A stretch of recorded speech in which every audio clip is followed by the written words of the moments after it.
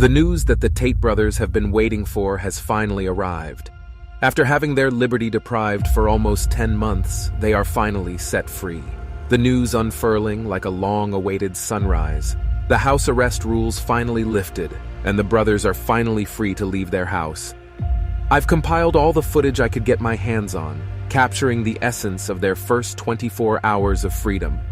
As you delve into their journey, consider a like as a virtual high five, acknowledging the effort poured into piecing together this video.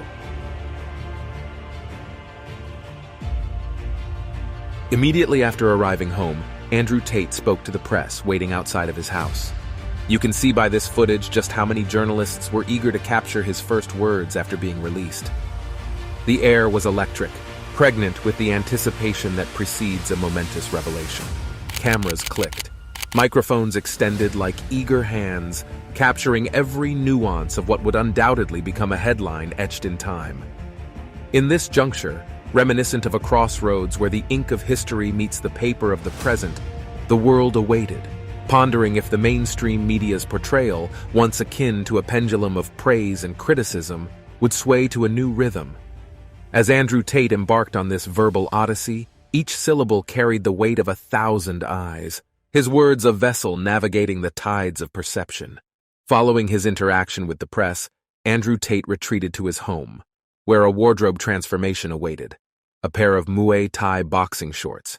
He then activated the camera, and what unfolded was a riveting 5-minute rant that captured the eyes of millions of viewers. I spent 3 months in a jail cell, in a dungeon, with cockroaches sharing my blanket with me. 3 months. Then I finally got released. 7 months I've been locked in my house, and today a judge decided to let me go. I want everybody at home to understand exactly why that is.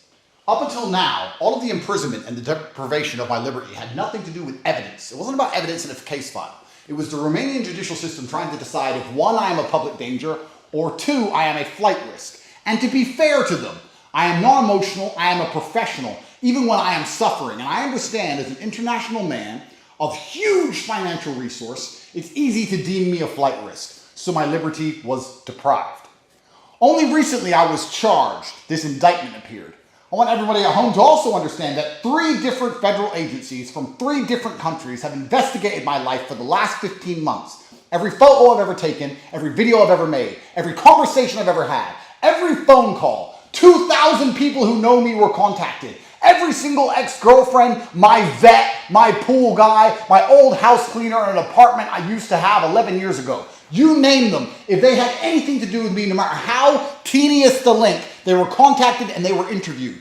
Hotlines were set up. Billboards were made. Has Andrew Tate ever hurt you? Do you have any information on Andrew Tate? The media was offering £50,000 for anybody who would give a negative story to me. Find another man who has hundreds of ex-girlfriends and not a single one of them rolled on me. Not a single one of them for money would say I'm a bad person. In fact, they would all say the opposite and defend me and stick up for me. You want to talk about a man of moral fiber? Find another man who can go through that. There's not another man on the street you can find whose ex-girlfriends who wouldn't turn on him. The media, all over the news. Andrew Tate's the worst man that's ever been. Andrew Tate's a human trafficker. Andrew Tate's a crime boss. He's a crime lord. Andrew Tate has all this money from illicit activities. Every penny I've ever made, all of my bank accounts seized. 15 million euros of assets were taken from me. They've been through every single bank transfer that I've ever sent. All of it, head to toe, to put this indictment together. So when this indictment is finally created, it should be an opera, right? It should be Shakespeare. It should show money transfers, victims, old victims from long ago, videos, pictures, medical records. This indictment should be absolutely bulletproof. The indictment was put together. I was held for 6 months without charge. That's the longest possible time I can be held without charge. The day before they finally submitted this indictment, it took as much time as they could. They took it down to the wire, every minute they could, to get this indictment together. And now the indictment's been put in front of a judge. And what has the judge done? The judge has picked up this indictment, looked at it, and said, this is garbage, let him go. Their bulletproof indictment. After all I just described, they finally put together a document that the judge has instantly said, let him go, this man should not be held. Anybody who believed this garbage, anybody who was insulting me while I sat inside of a jail cell, saying that maybe I am a human trafficker because of some stupid video from 10 years ago, any of these people who once insulted me or refused to defend me because they were scared, and that is the same thing, Don't think I haven't realized a whole bunch of people who are my friends now and on my team now and are now begging me to bring views to their shit podcasts didn't have very much to say while I was sitting in a fucking jail cell. Not very much at all. Don't think I don't know. Me and my team know exactly who was on my team and who wasn't. And I also know what I have done and what I have not done. And God knows the same. It doesn't matter if I get fucked at the end of this. It doesn't matter if I get completely destroyed. It doesn't matter if they put me in jail for life. I know what I have done and I know what I have not done. And I find absolute solace in that.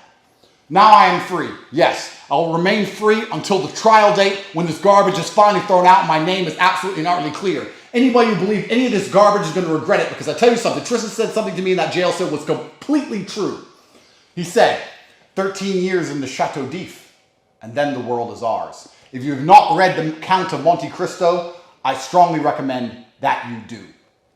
In my final act of defiance against the Matrix, I've decided for my first day of freedom, I will visit the mosque and I will pray to God because Allah is the best of planners, and then I will return to my house and stay home. That's right. You locked me up for 10 months. Where are you going to go? What are you going to do? I'm a bit tired. I'm going to stay in my house. That's what I'm going to do. I only want to talk to God, and I want to be by myself. I don't want to talk to any of these snakes, any of these people on the internet trying to get views out of me, any of these people who pretend they support me and give a shit. When I really, when it gets down to the wire, it is me in a jail cell, me and my brother by ourselves, and all these other people don't seem to fucking give a fuck until there's views involved. Lies get tired. Lies get exhausted. It takes untold energy to continue to prop up a lie. It goes against the laws of physics. There's only so many times you can tell the world I'm a human trafficker with no evidence. Where's the girls? Where's the videos? Where's the victims? Where's the pictures? There's nothing. How many times can you continue to repeat the same garbage with no evidence? Nobody believes it. The moral arc of the universe bends towards truth. And I tell you something, when I am released from all of this, I'm going to use my massive platform and enormous financial capability to launch a charity to prevent this happening from any man ever again. This is enough, and it's going to have to stop, and I'm going to stop it.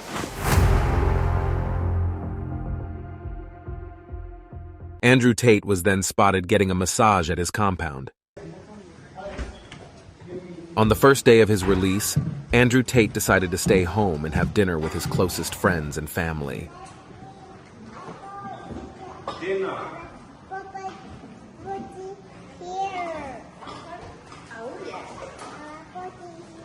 Their lawyer was also seen partying at night in their backyard.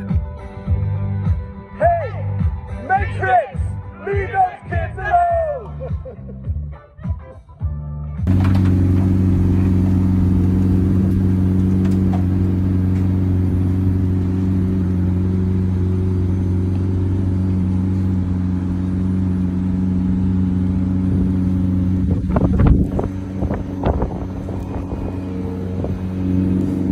Look at that smile. The Tate brothers managed to get their hands on a pair of supercars, which they then used to drive around Bucharest. It's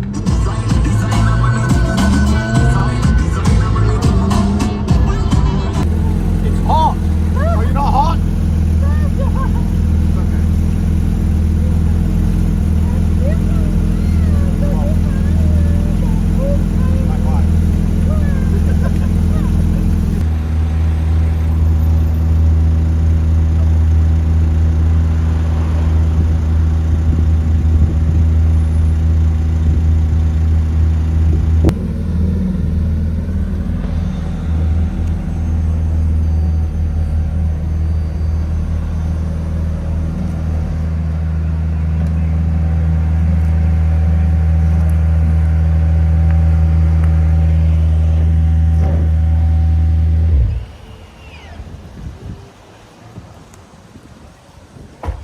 They then went to a restaurant to enjoy a nice summer day. And that's what the fuck that was.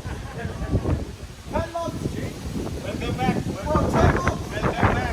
For what? For nothing. Good to see you, man. What the fuck's going on? Welcome back, guys. Welcome back. We come eat some later. Water and 2 double espressos and a sparkling. Make that whatever he got, I'll get as well. 2, 4, 6, 10 double espressos, 6 sparkling water. Thank you.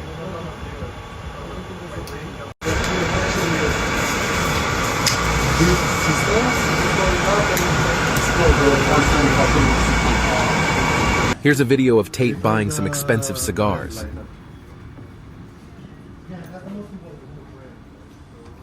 man. Give me the most special cigar you have. Special cigar. The most special cigar. The most expensive. The one that's been here longest. Give me the specialist. After their relaxing time outside in the summer sun, the Tates arrive back home to get to work and train.